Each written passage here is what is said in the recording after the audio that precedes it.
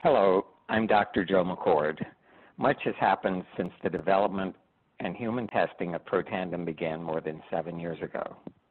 Back in 2005, ABC Primetime ran a story about Protandim and the human trial then in progress that validated Protandim's significance and effectiveness in reducing oxidative stress by increasing the body's production of two very important antioxidant enzymes called superoxide dismutase, or SOD, and catalase. We were very fortunate to have been noticed by the national media at that early stage in our development, but an enormous increase in the scientific understanding of Protandim has occurred since then. There have been 8 peer-reviewed studies published in mainstream medical journals, 6 of which were funded completely independently of LifeVantage by agencies such as the American Heart Association and the National Institutes of Health.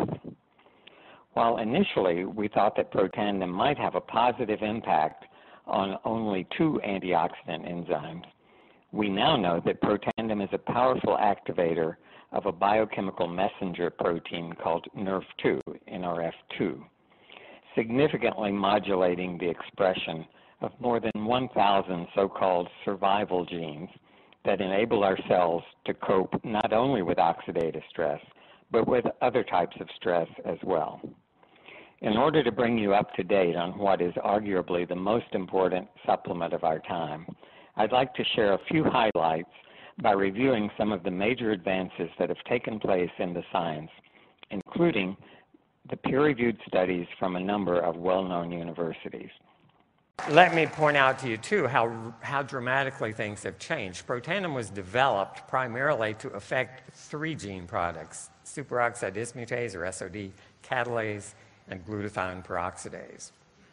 And the literature, as of 5 years ago, led us to believe that this could happen, this would happen with Protandim. And indeed, it did affect those 3 genes. What we've learned in the last 5 years is that it affects not only those 63 genes, but these 400 genes, right? So 3 of those are SOD, catalase, and glutathione, or glutathione peroxidase. Have we realized that Protandim does a lot more than that? You bet. We went from 3 genes to 400 or 500 genes that we're now talking about. There's a human exercise trial funded by the U.S. Navy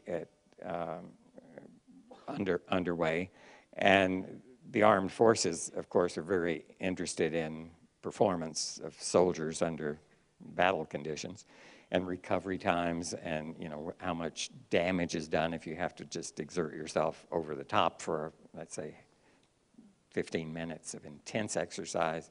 So they're interested not only in the recovery, the damage, but this one is looking at mitochondriogenesis. So there are things you can do that help your cells build more mitochondria, which means they can perform aerobically for longer periods of time. And so that's an interesting study. We now know Protandim does more than just deal with oxidative stress to remedy that situation. It involves not just superoxide dismutase and catalase, the first 2 enzymes we focused on, but as I told you at Elite Academy last October, we now know that Protandim modulates more than 600 genes.